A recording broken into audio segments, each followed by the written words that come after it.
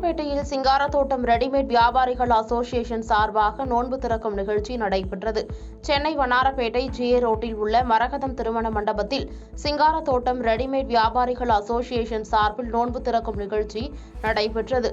இதில் சிறப்பு விருந்தினர்களாக செயலாளர் பியாரிலால் ஜெயின், ஐ கமிட்டி பாலசுப்ரமணி, கலந்தர் ரைனா முகமது மற்றும் சுற்றுவட்டார வியாபாரிகள் சங்க தலைவர் தமிமுன் அன்சாரி, இமாம் மற்றும் வியாபாரி சங்க நிர்வாகிகள் கலந்து கொண்டு சிறப்புரையாற்றி இமாம் அவர்கள் பங்கு கொடுக்க நோன்பு திறக்கும் நிகழ்ச்சி நடைபெற்றது.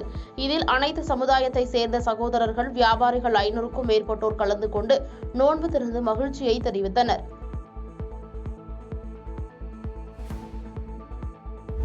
ஆப்கானிஸ்தானில் பாலியல் தொழிலில் ஈடுபடும் பெண்களை கல்லெறிந்து கொல்லும் முறை மீண்டும் தொடங்கியுள்ளதாக தலிபான்கள் அறிவித்துள்ளனர்.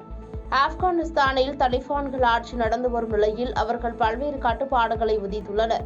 குறிப்பாக பெண்களுக்கு ஏராளமான கட்டுப்பாடுகள் உள்ள நிலையில் பாலியல் தொழிலில் ஈடுபடும் பெண்களை பொது இடங்களில் கல்லெறிந்து கொள்ளும் தண்டனை மீண்டும் தொடங்கப்படும் என்று அறிவித்துள்ளனர். இதுகுறித்து தலிபான்களின் உச்ச தலைவர் முல்லா ஹிபத்துல்லா பேசும் ஆடியோ ஒன்று அரசு தொலைக்காட்சியில் ஒளிபரப்பப்பட்டது. அதில் பாலியல் தொழிலில் ஈடுபடும் பெண்களுக்கு பொதுவெளியில் கசையடி மற்றும் கல்லெறிந்து கொள்ளும் தண்டனை வழங்கப்படும். தலிபான்களின் பணி காபூலை கைப்பற்றியதுடன் முடிவடையவில்லை, அது இப்போதுதான் தொடங்கியுள்ளது என்றார். எம்.எஸ். சுவாமிநாதன், நரசிம்மராவ் உட்பட 4 பேருக்கு குடியரசுத் தலைவர் திரௌபதி முர்மு பாரத ரத்னா விருது வழங்கினார். முன்னாள் பிரதமர்கள் சரண் சிங், நரசிம்மராவ் மற்றும் தமிழகத்தைச் சேர்ந்த வேளாண் விஞ்ஞானி எம்.எஸ். சுவாமிநாதன் ஆகியோருக்கு மத்திய அரசு பாரத ரத்னா விருதை அறிவித்தது. ஏற்கனவே பாஜக மூத்த தலைவர் எல்.கே. அத்வானி மற்றும் பீகார் முன்னாள் முதலமைச்சர் கர்பூர் தாக்கூருக்கு பாரத ரத்னா விருது அறிவிக்கப்பட்டது. இந்நிலையில் முன்னாள் பிரதமர்களான சௌத்ரி சரண் சிங், நரசிம்மராவ், வேளாண் விஞ்ஞானி எம்.எஸ். சுவாமிநாதன், பீகாரின் கர்பூரி தாக்கூர் உள்ளிட்டோர் குடும்பத்தினருக்கு குடியரசுத் தலைவர் திரௌபதி முர்மு பாரத ரத்னா விருது வழங்கி கௌரவித்தார். இதில் பிரதமர் மோடி, மத்திய அமைச்சர்கள் உட்பட பலர் பங்கேற்றனர்.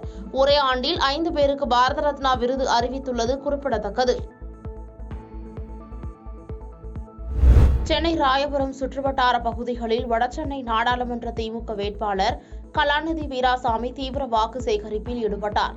சென்னை ராயபுரத்தில் நாடாளுமன்ற தேர்தலை முன்னிட்டு வடசென்னையில் திமுக சார்பாக போட்டியிடும் கலாநிதி வீராசாமி அவர்கள் ராயபுரம் தொகுதிக்குட்பட்ட சோலையப்பன் தெரு, சுப்பராயன் தெரு, தெலுங்குசெட்டி தெரு உள்ளிட்ட 20க்கும் மேற்பட்ட தெருக்களில் உள்ள வீட்டில் வாழும் மக்களிடம் வடசென்னை திமுக நாடாளுமன்ற வேட்பாளர் கலாநிதி வீராசாமி பிரச்சாரத்தில் ஈடுபட்டார். இதில் வடசென்னை வடக்கு மாவட்ட பொறுப்பாளர் ஆர்.டி. சேகர், பகுதி செயலாளர் சுரேஷ், வடசென்னை கிழக்கு மாவட்ட காங்கிரஸ் கமிட்டி தலைவர் திரவியம், கூட்டணி கட்சி நிர்வாகிகளுடன் மேலதாளங்களுடன் வீடு வீடாக சென்று பொதுமக்களிடம் வாக்கு சேகரித்தனர். அப்போது அப்பகுதி மக்கள் வேட்பாளர் கலாநிதி வீராசாமிக்கு மலர் தூவி ஆரத்தி எடுத்து வரவேற்றனர்.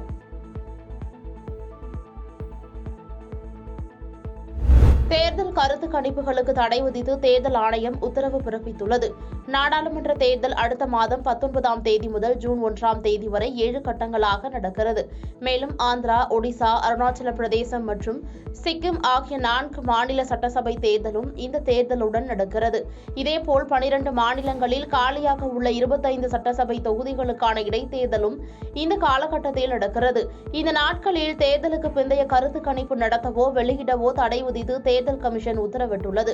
குறிப்பாக முதற்கட்ட தேர்தல் நடைபெறும் ஏப்ரல் 19ஆம் தேதி காலை 7 மணி முதல் இறுதிக்கட்ட தேர்தல் நடைபெறும் ஜூன் 1ஆம் தேதி மாலை 6:30 மணி வரை இந்த கருத்து கணிப்புகளுக்கு தடை விதிக்கப்பட்டுள்ளது. இதேபோல் வாக்குப்பதிவுக்கு முந்தைய 48 மணி நேரத்தில் கருத்து கணிப்பு முடிவுகள், தேர்தல் ஆய்வுகள் தொடர்பான எந்த தகவல்களையும் ஊடகங்களில் வெளியிடவும் தடை விதித்து தேர்தல் ஆணையம் அறிவிப்பு வெளியிட்டுள்ளது. வரி செலுத்த மறுப்பவர்கள் ஏழை மற்றும் அடித்தட்டு மக்களின் நலன்களுக்கு எதிராக இருக்கிறார்கள் என ஹிமாந்தா பிஸ்வா சர்மா விமர்சித்துள்ளார். காங்கிரஸ் கட்சி கடந்த 2017-18 நிதியாண்டு முதல் 2020-21 நிதியாண்டு வரை 4 ஆண்டுகளுக்கு வருமான வரி கணக்கை முறையாக தாக்கல் செய்யவில்லை என்றும் இதற்கு வட்டியுடன் கூடிய அபராதமாக சுமார் 1800 கோடி செலுத்த வேண்டும் என்றும் அக்கட்சிக்கு வருமான வரித்துறை நோட்டீஸ் அனுப்பியுள்ளது. இந்த சம்பவம் அரசியல் வட்டாரத்தில் பரபரப்பை ஏற்படுத்தியுள்ளது. இந்நிலையில் அரசுக்கு வரி செலுத்த மறுப்பவர்கள் ஏழைகளுக்கான நலத்திட்டங்களை மறுக்கிறார்கள் என அசாம் முதலமைச்சர் ஹிமாந்தா பிஸ்வா சர்மா விமர்சித்துள்ளார். இதுகுறித்து செய்தியாளர்களிடம் பேசிய அவர், வரி பணம் என்பது பொதுமக்களின் நலனுக்காக செலவிடப்படுகிறது. அரசுக்கு வரி வரி செலுத்த மறுப்பவர்கள் ஏழைகளுக்கான நலத்திட்டங்களை மறுக்கிறார்கள். காங்கிரஸ் கட்சி வரி செலுத்த மறுக்கிறது என்றால் அவர்கள் ஏழை மற்றும் அடித்தட்டு மக்களின் நலன்களுக்கு எதிராக இருக்கிறார்கள் என்று அர்த்தம் என தெரிவித்தார். உத்தரப்பிரதேச மாநிலத்தில் சிலிண்டர் வெடித்து சிதறியதில் தாய் மற்றும் 3 குழந்தைகள் உயிரிழந்துள்ளனர். உத்தரப்பிரதேச மாநிலம் தியோரியா மாவட்டத்தில் உள்ள தும்ரி கிராமத்தைச் சேர்ந்தவர் சிவ்சங்கர் குப்தா.